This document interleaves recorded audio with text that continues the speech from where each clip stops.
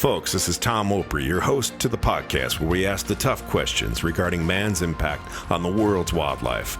Raw and unfiltered, we strive to help you fully understand the real issues at hand. Our goal, ensuring the world's wildlife and wildlife habitat exists forever. Stay tuned for another edition of Shepherds of the Wild. So tell me a little bit about your family history. How long have you guys been in the ranching business? And kind of give me just give me kind of the 2 minutes, elevator speech about the family.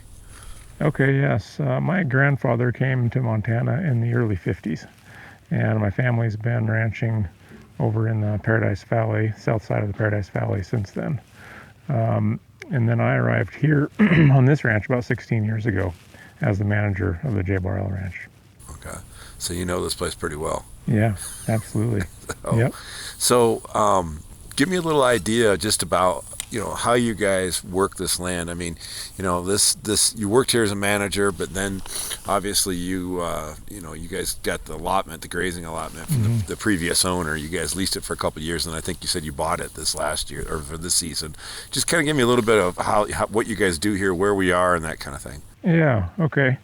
Well, maybe I'll one clarification is we purchased the permit 3 years ago, so this is our third season up there. There wasn't any prior lease, but so prior to that, what we've been trying to learn when it comes to land management here in the Centennial Valley is started early on in my career here with learning about Alan Savory and his approach to grazing management. Really fostering healthy plant communities. And a lot of that has to do with animals and herds, mimicking nature, mimicking the way buffalo would have used. So by the way, I'm going to see Alan Savory at the end of the month. Are you? In Jupiter, Florida. Yeah, he invited me to his bush camp in Zimbabwe in October, but there was no way I could go. Yeah. He was totally booked up, so. I'd love to spend a day with him. Yeah, well, being in his 80s, I don't know where if I'll even use it, but He's such an interesting guy. I want to get him on camera, tell him his whole life story if I can. Yeah, so I'll spend a couple of days with him. It's amazing. And he's like, I've been listening to your podcast. You ask really difficult questions. I like that. Please come and interview me. That's what he told me in an email. So that's great.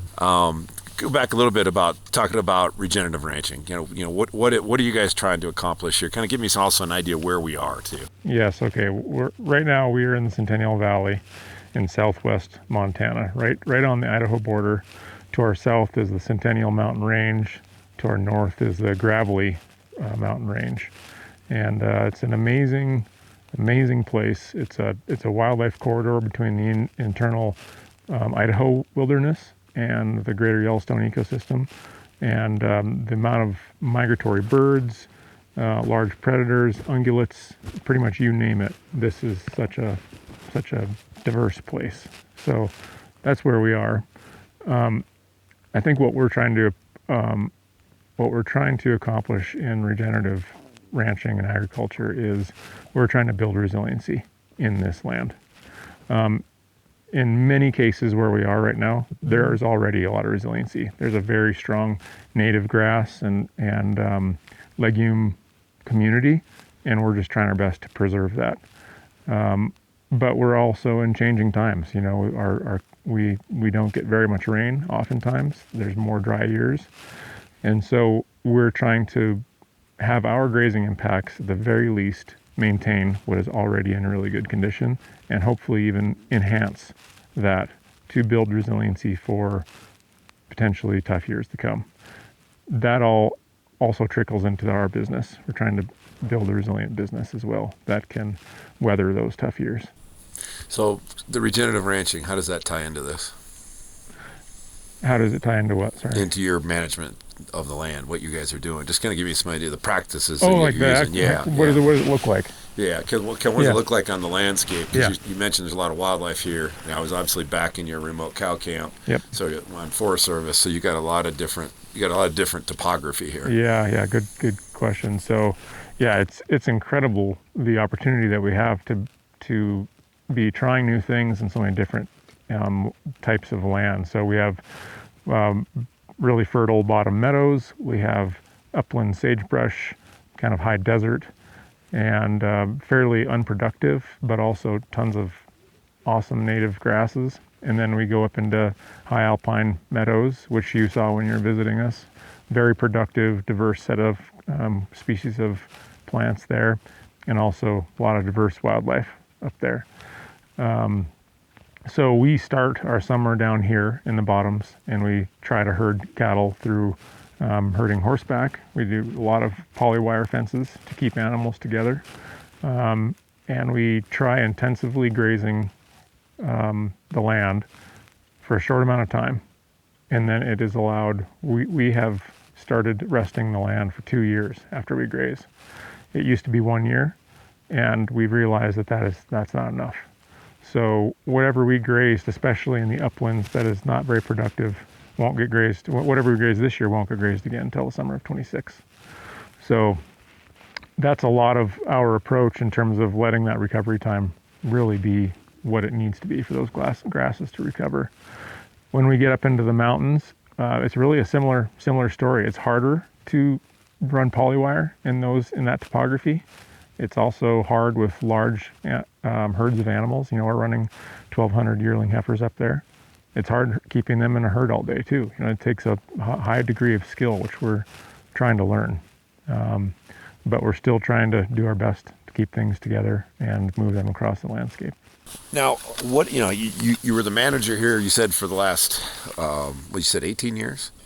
16 years. 16 years. Okay. However, I would say that I was actually I've only been the actual manager for about 5 years. Mm-hmm. And before that, I was just the cow guy. So you've been here on the land, cow manager. You kind of see it. So the practices that you're doing now, is that something that you implemented in now, or is this the previous management that was doing this?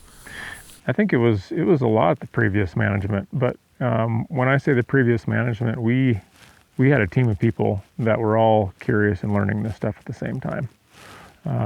And so it wasn't necessarily a top-down directive. It was more of, hey, let's go to some classes together and learn how to do this, and let's implement it and talk about what we learned and what succeeded and what didn't. And so it has always felt like that sort of approach from the beginning. Great. Yeah. So in that time period, though, you've got a really good track record of seeing what's happened on the land based on the management and what you guys are doing. Mm-hmm. How's that impacted the wildlife? What have you seen happen here? That's a good question. I think that, boy, I might have to think about that for a minute. So what I'm kind of looking at, I mean, you guys seeing similar numbers that you saw 10 years ago, 5 years ago? Is there a greater variety of species, bird species, non-game species, game species, predator, right. All that kind of stuff? Yeah. I think maybe I would take the angle to that question in that we have this amazing opportunity to be near people who are working for the Nature Conservancy, our neighbors. People who are working for the Red Rock Wildlife Refuge, who are our neighbors, and who are specialists on wildlife that's on this land. And we happen to lease lands from those entities. So we're always collaborating to have our grazing management be something, according to them, that is going to have a positive impact on wildlife. Do we have data to say that there's more sage grouse because of our grazing, or there's more antelope are doing better? No, I haven't tracked any of that data. But what I do know is that it has been probably one of the number one things that we've been trying to figure out is how to coexist with whatever wildlife is here. And, sage grouse and Centennial has been a huge topic. The grayling here is, how do we graze around streams to make it possible for grayling to come and spawn. A big one on another ranch has been beaver habitat. It's been something that we've been really excited to see, the amount of beavers that have come back to the land just simply from allowing them to do what they're doing, not trap them or shoot them. And actually the positive attributes that they have on the landscape. So we've been really proud of that. Obviously, you're in an area that's close to the Yellowstone National Park. Mm-hmm. You got wilderness areas around here. You also have one of the highest concentrations of predators, mm-hmm. especially grizzly bears in the lower 48. Talk to me a little bit about that. How do you ranch? How do you run this thing that we eat, right? out there in the landscape. And of course, the one time I was back there with you guys did lose. There was a cow that was taken down by a grizzly bear. So tell me about that, just and what your management is, and how do you deal with that, and why, that kind of thing. Yeah, thank you for the question. So, how do we manage around predators? One of the ways, I think there's several ways. One is within the business, how to manage the business. One of the things that we're doing is we're running more yearlings, and before we even purchase those yearlings, we know what we can withstand from a death loss percentage on that group of animals, and we have tried really hard to allow for a certain percentage to be lost to predators. So what we're trying to do, again, going back to the resilient business, is to have a business that can absorb some loss. Of course not. No business can absorb a ton of loss, but some loss can be absorbed. When it comes to actually on the ground with grizzly bears, and this will be a great question for my wife Hillary, because she's much more of an expert at this than I am. But we're trying to, again, keep cattle together. We're trying to have our presence on the landscape be something that is very regular, and we're trying to keep vulnerable animals out of the herd.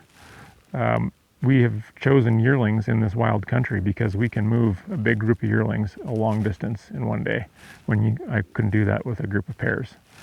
And so yearlings, whether it's wolves or bears at this point in time, have been a better class of animal for us to be running amongst predators, because they're usually very healthy, they're bigger than small calves, and if we do have a problem, we can take a big group of them a long ways away pretty easily and quickly.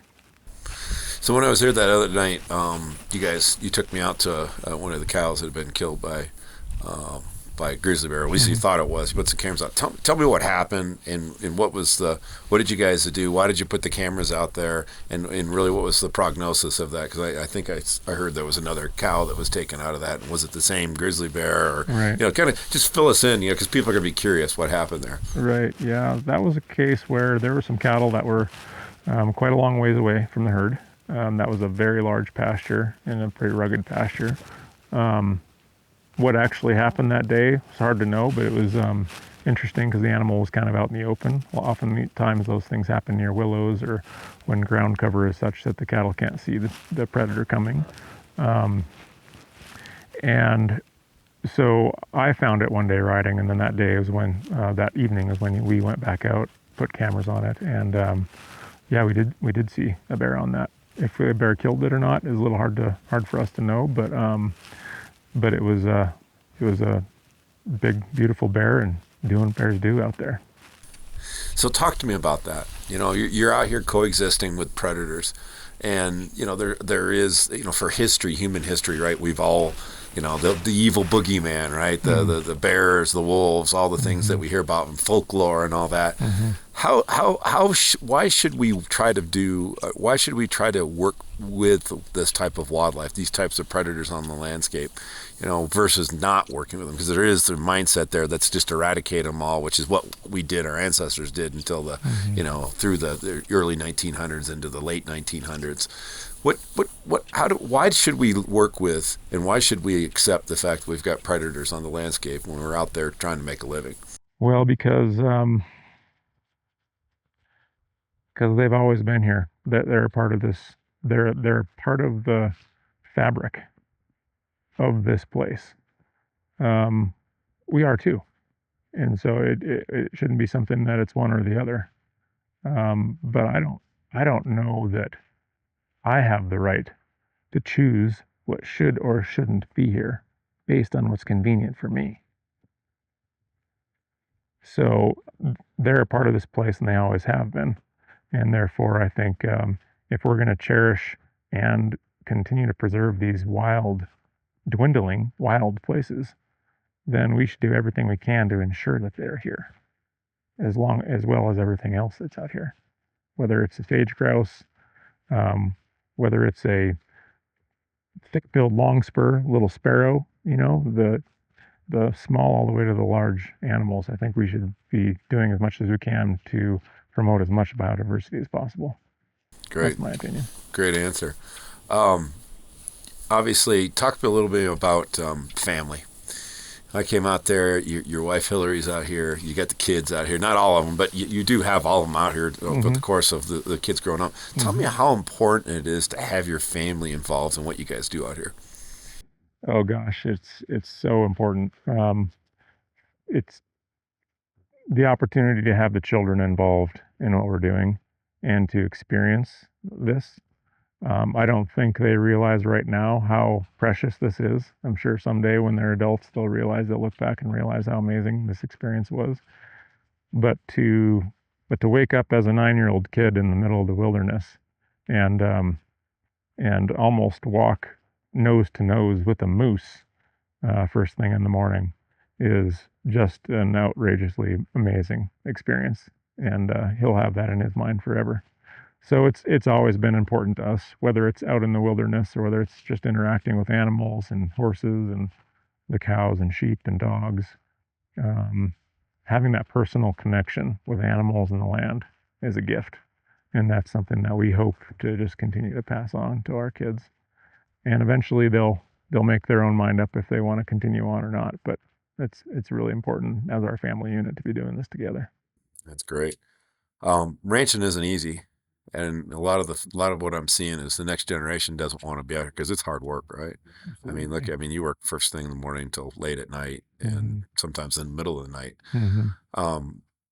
Kind of give us an idea about why it's so important to be on the land and be a good steward, and just because it's so difficult. Maybe tell us about the difficulties of being a rancher, and what'll happen. I guess maybe what'll happen if we lose ranchers. Well, I think that I can't speak to everyone's experiences, obviously, but I think that ranching is physically hard work.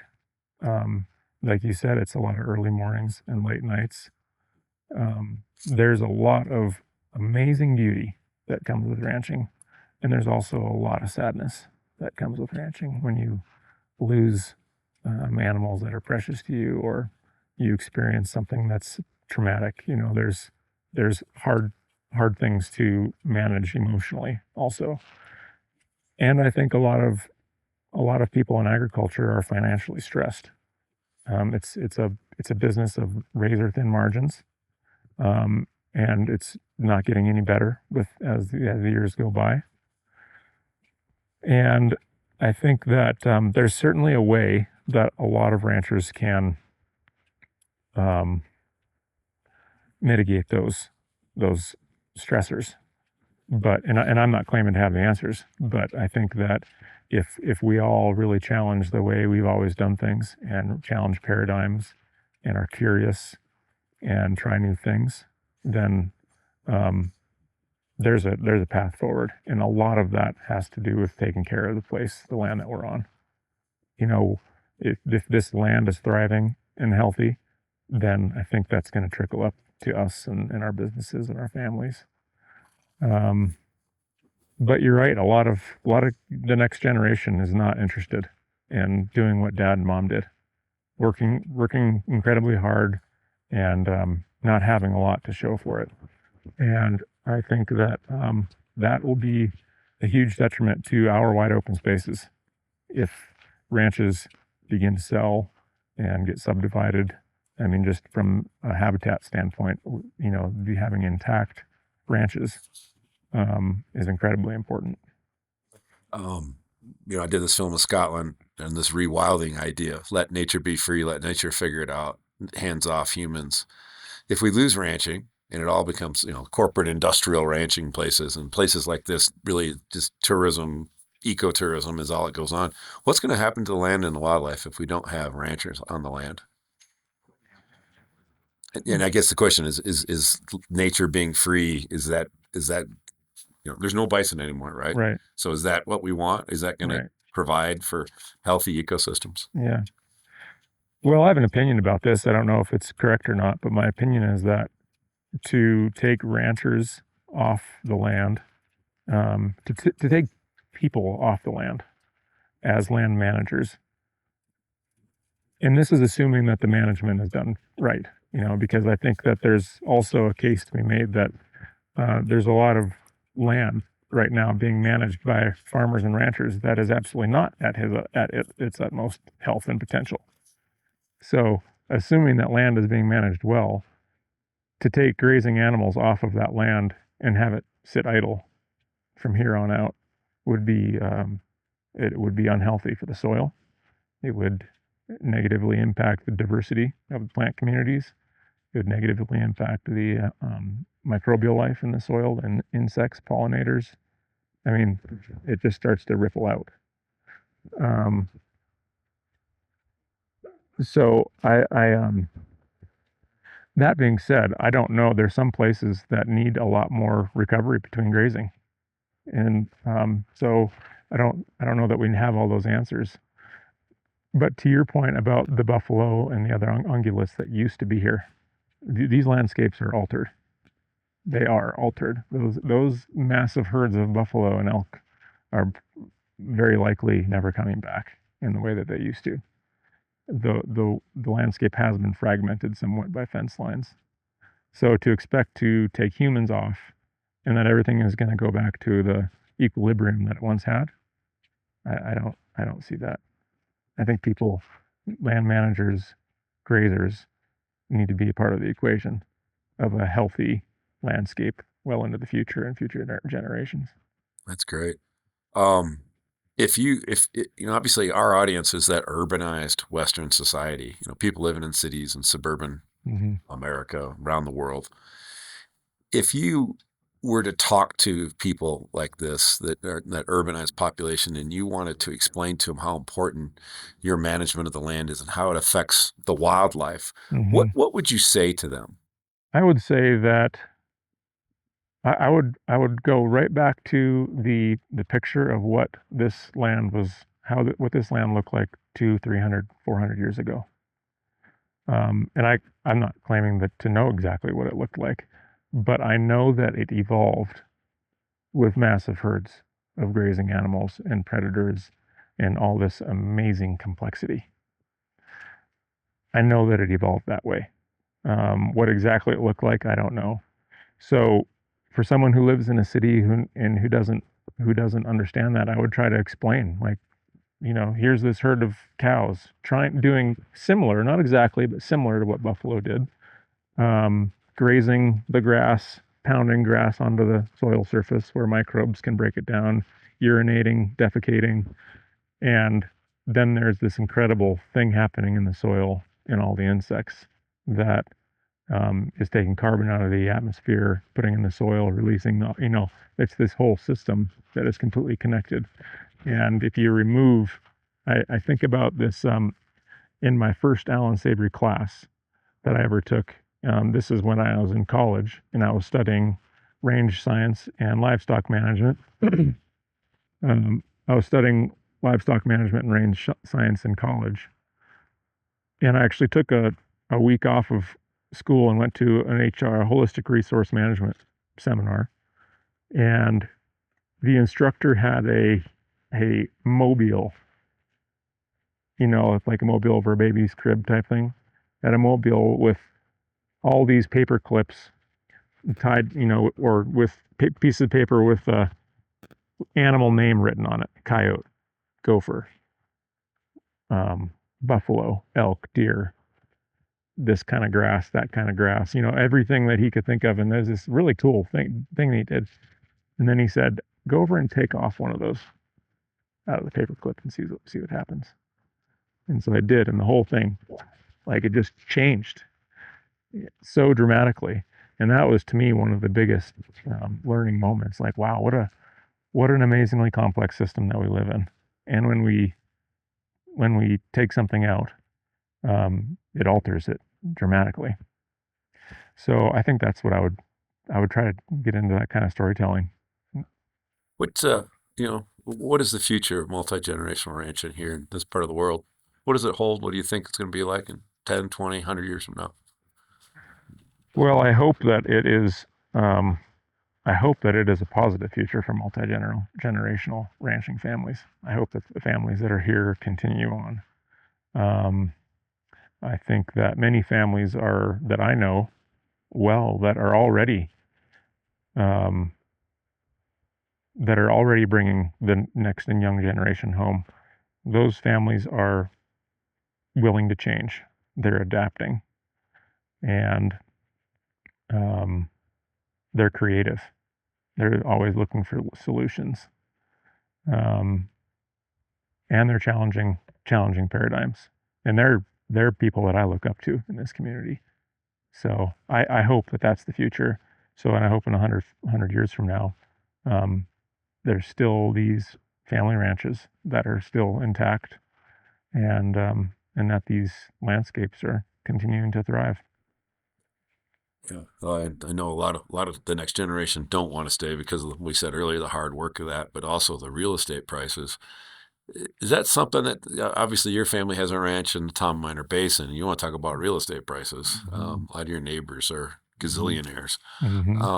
Talk to me a little bit about the pressure of real estate as you understand it on these multi-generational ranchers, and maybe it's the easy way out, isn't it? For a family that, hey, the next generation can make $10 or $20 million or more. They're kind of set for life, aren't they?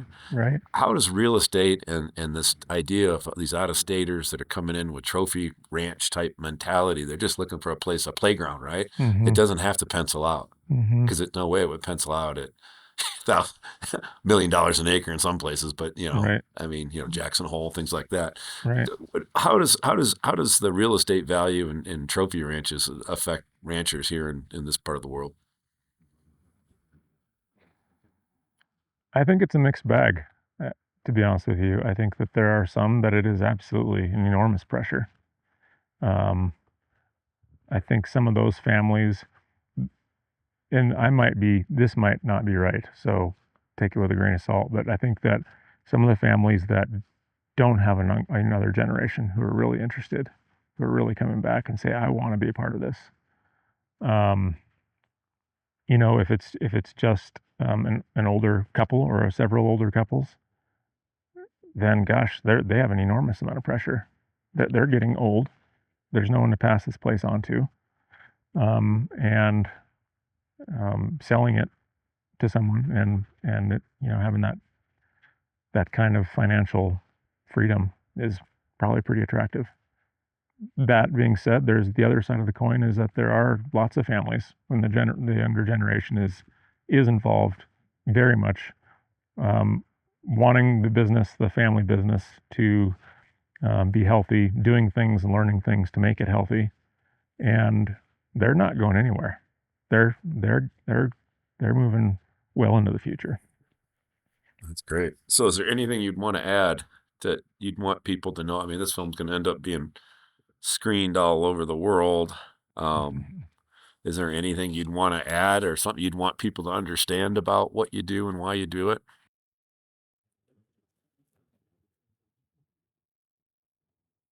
Well, I don't know if you can see that sunset in the background. That never gets old, and that's just that right there. This the connection and the opportunity to be a part of this place and see things like that every day is what keeps me going every single day. And I think I would just want to reiterate the point of these places are special, and they're dwindling across the world. So let's have a conversation about how to make sure they're here for a long, long time. Thanks for listening. You can find this podcast wherever great podcasts live, including on the Shepherds of Wildlife Society website at shepherdsofwildlife.org. Please tell a friend, and let's save wildlife together.